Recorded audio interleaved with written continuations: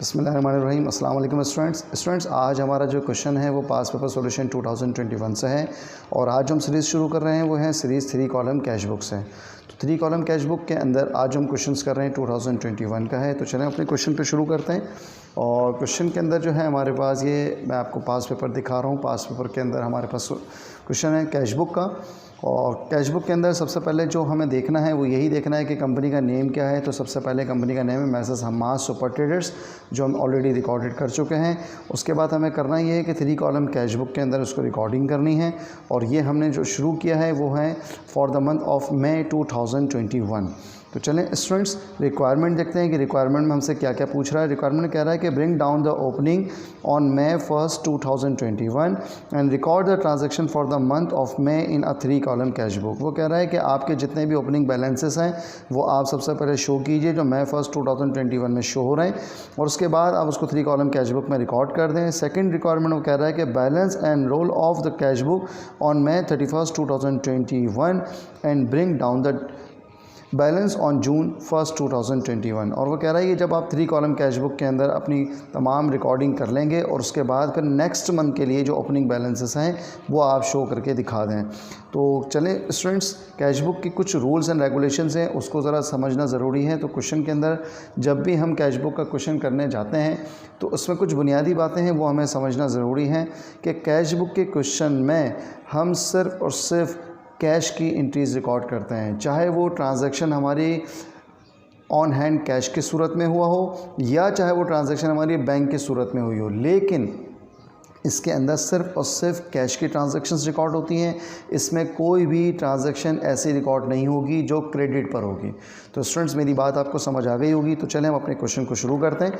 और क्वेश्चन के अंदर जो सबसे पहले ट्रांजैक्शन है वो ये कह रहा है कि on May 1st 2021 the had cash in hand ₹90,000। वो कह रहा है कि उसके पास जो कैश रखा हुआ है वो है 90,000 रुपये का एंड कैश एट बैंक ₹10,000। और वो कह रहा है जो कैश उसका 10,000 रुपये का है वो बैंक में रखा हुआ है। तो सबसे पहले हमें रिक्वायरमेंट में यही कहा गया था कि आप जो है सबसे पहले इनके ओपनिंग बैलेंसेस बता दीजिए। तो आप यहाँ पर अपने बैलेंसेस बताएंगे। कैपिटल बैलेंस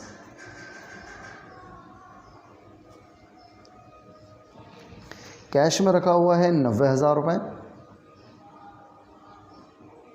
और बैंक में रखा हुआ है हमारे पास 10,000 रुपये।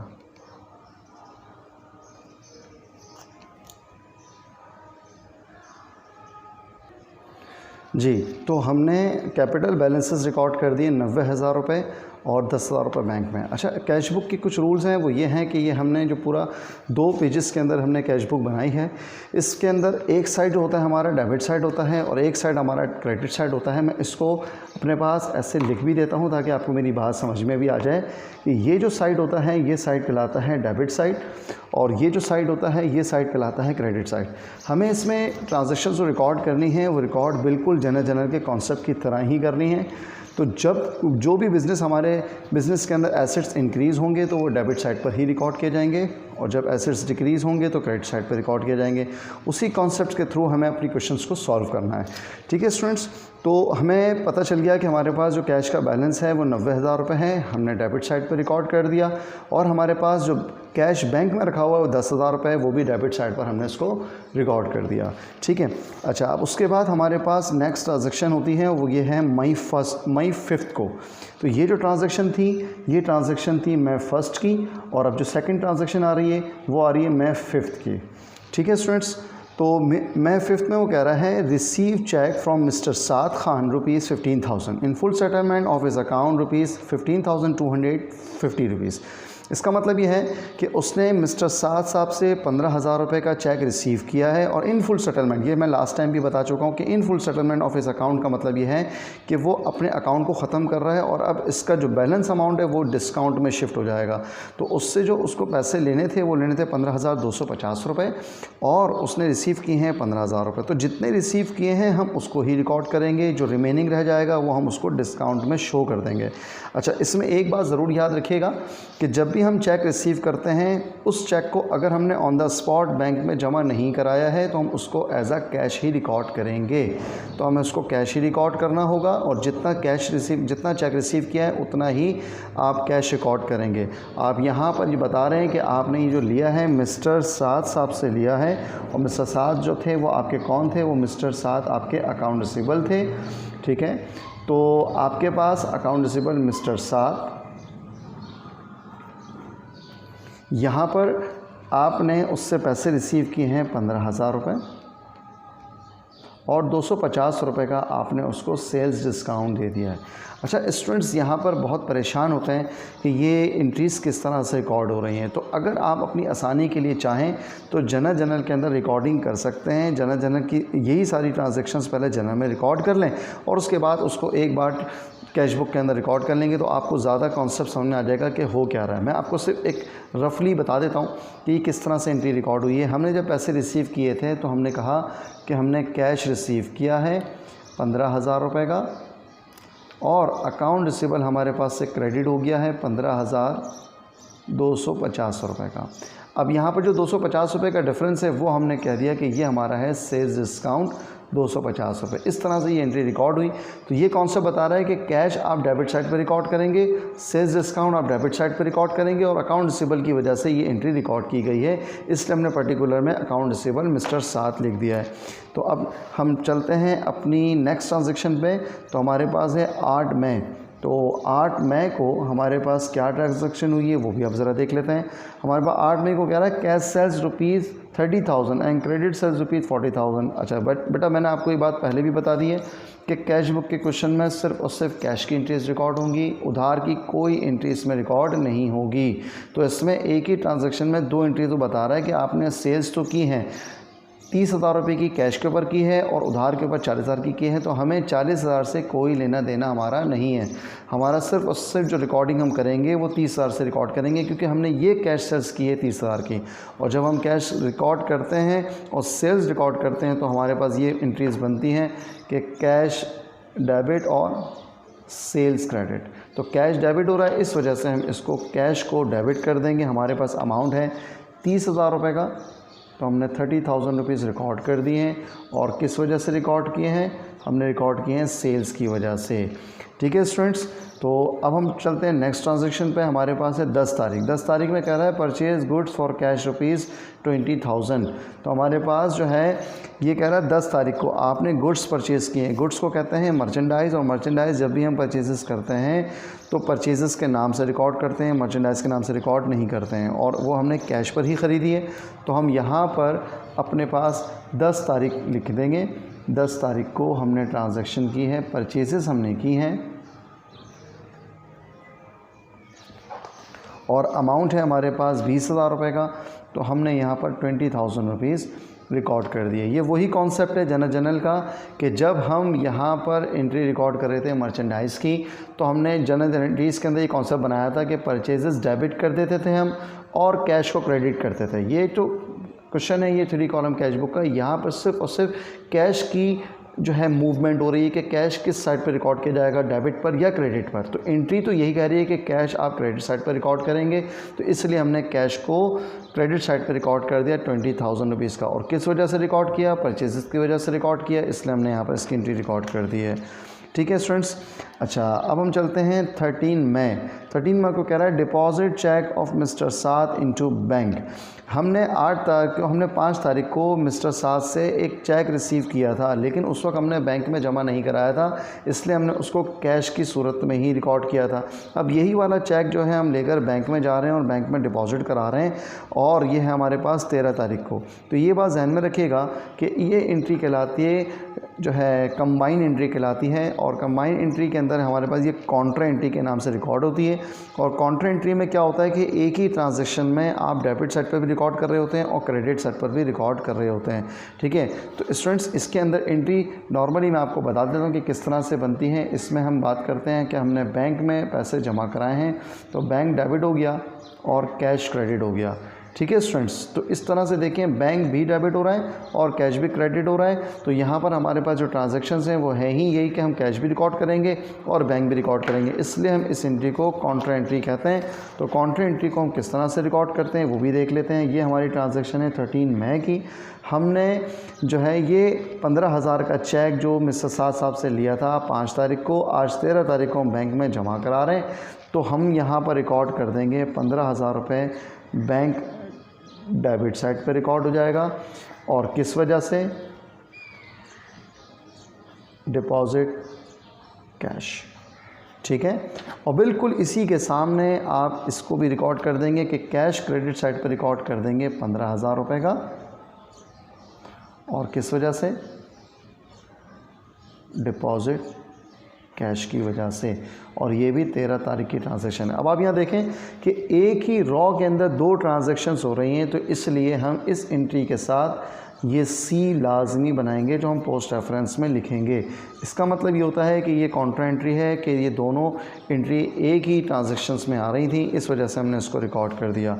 अब हम चलते हैं 28 ट्रांजैक्शन पे। 28 ट्रांजैक्शन कह रही है paid cash for the rent of the office ₹12,000। वो कह रहा है कि आपने कैश पेड किया है ऑफिस रेंट और 12,000 रुपये का। तो जब आप रेंट पे करते हैं तो आप ये देखें जी स्टूडेंट्स, तो अब हम 28 की बात कर रहे हैं। उसने रेंट पेड किया है 12,000 रुपये का। तो हम यहाँ पर 28 को लिखेंगे कि 12,000 रुपये का उसने कैश पेड किया है, तो 12,000 रुपीज़ कैश की सूरत में क्रेडिट हो गए। और ये किस वजह से हुए हैं? ये हुए हैं रेंट एक्सपेंस की वजह से, ठीक है जनाब।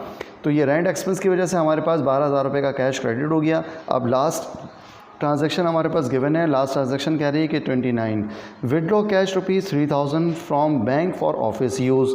अब इस ट्रांजैक्शन में भी यही बात देखें कि वो कह रहा है 3,000 रुपये का आपने कैश विड्रॉ किया है from bank for office use, office use के लिए। तो जनाब अब ये एंट्री भी हमारी वही वाली एंट्री है जो हम इससे पहले काउंटर एंट्री बना चुके हैं, कंबाइन एंट्री बना चुके हैं। उस एंट्री के अंदर हमसे वही बात कह रहा है कि आपने बैंक से पैसे लिए हैं और ऑफिस यूज़ के लिए लिए हैं, तो ऑफिस के अंदर आपके पास पैसे आ चुके हैं। तो आप इस एंट्री को किस तरह से रिकॉर्ड करेंगे? आप इस एंट्री को ऐसे रिकॉर्ड करेंगे कि कैश डेबिट किया और बैंक से निकाले थे तो बैंक क्रेडिट कर दिया। तो अब एक ही ट्रांजैक्शन में 2 बातें आ गई हैं। तो कैश आप डेबिट साइड पे रिकॉर्ड करेंगे और बैंक आप जो है क्रेडिट साइड पे रिकॉर्ड करेंगे। ये हमारी लास्ट ट्रांजैक्शन थी। लास्ट ट्रांजैक्शन के अंदर वो हमसे कह रहा है कि 29। तो 29 को हमारे पास कैश इंक्रीज़ हो गया है 3,000 रुपये का। और किस वजह से हुआ है? ये हमने किया है विड्रॉ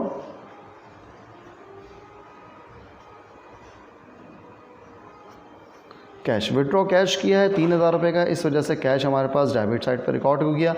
और यही ट्रांजैक्शंस 29 को सेम ट्रांजैक्शन के अंदर हम रिकॉर्ड कर रहे हैं। और यहाँ पर हमारे पास बैंक क्रेडिट कर दिया, किस वजह से?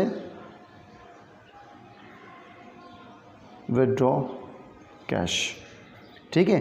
हमने कहा था कि हम लास्ट टाइम भी यही करेंगे कि ट्रांजैक्शन जब एक ही ट्रांजैक्शन में दोनों बातें होंगी तो हम यहाँ पर सी लाजमी लिखेंगे। कंबाइन एंट्री काउंटर एंट्री कहलाती है, ठीक है। इस तरह से हमने अपनी ट्रांजैक्शंस रिकॉर्ड कर दी हैं। ये कैश बुक का क्वेश्चन होता है और सिर्फ इसमें कैश की और बैंक की बात रिकॉर्ड की जाती है। इसमें उधार की कोई बात नहीं होती, सिर्फ कैश की एंट्रीज रिकॉर्ड की जाती हैं। ये हमारे पास जो ट्रांजैक्शंस गिवन थी हमने इसको रिकॉर्ड कर दी। अब जनाब देखिए हमारे पास रिक्वायरमेंट में कह रहा है कि आपने ओपनिंग बैलेंसेस शो करने थे, हमने ओपनिंग बैलेंसेस शो कर दिए। उसके बाद जो है उसने कहा कि इस तमाम ट्रांजैक्शन को 3 कॉलम कैश बुक में रिकॉर्ड कर देना। हमने 3 कॉलम कैश बुक में रिकॉर्ड कर दिया। 3 कॉलम कैश बुक क्या है? एक बैंक का कॉलम, एक कैश का कॉलम, एक परचेज डिस्काउंट या यहाँ से सेल्स डिस्काउंट। इस तरह से 3 कॉलम कैश बुक बन गया। अब वो कह रहा है कि लास्ट में आपने लाजमी जो है मई 31 के बैलेंसेस बताने जो जून 1 2021 के अंदर आप रिकॉर्ड करेंगे। तो जनाब अब यहाँ देखें कि हमारे पास ये ट्रांजैक्शन हैं और इस तरीके से हैं कि हम यहाँ पर ये रिकॉर्ड करेंगे कि हम अपने बैलेंसेस यहाँ पर रिकॉर्ड कर देंगे कि जितना भी इसका टोटल है वो यहाँ लिख देंगे, इसका जितना भी टोटल है वो यहाँ लिख देंगे। और इस तरीके से हम अपनी ट्रांजैक्शंस बताएंगे कि हमारे पास कैश में कितना बैलेंस बचा है और बैंक में कितना बैलेंस बचा है। तो स्टूडेंट्स देखें ये चीज़ लाजमी आपने बनानी है और इसको आपने बिल्कुल नहीं छोड़ना है क्योंकि यहाँ पर ट्रांजैक्शंस अभी कंप्लीट नहीं हुई हैं।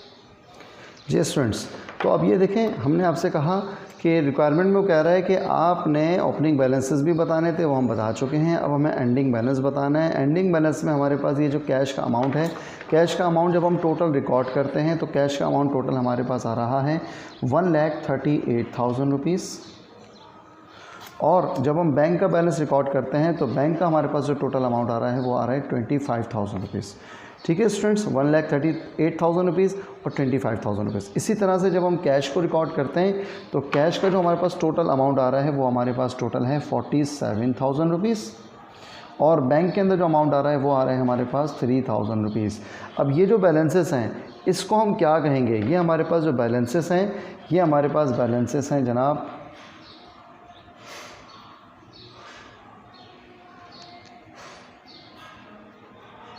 मई 31 के। ठीक है,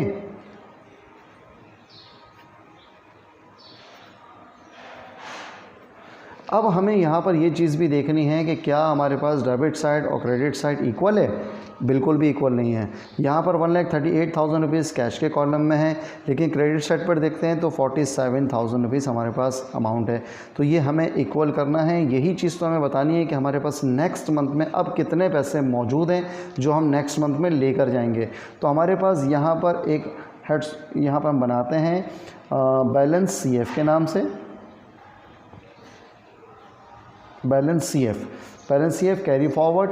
अब हम जब 38,000 में से 1,38,000 में से 47 माइनस करते हैं तो हमारे पास अमाउंट बचता है 91,000 रुपीज़ का। ठीक है, और इसके बाद जो है हमारे पास 25,000 रुपीज़ में से 3,000 माइनस होते हैं तो हमारे पास 22,000 रुपीज़ का बैलेंस बचता है।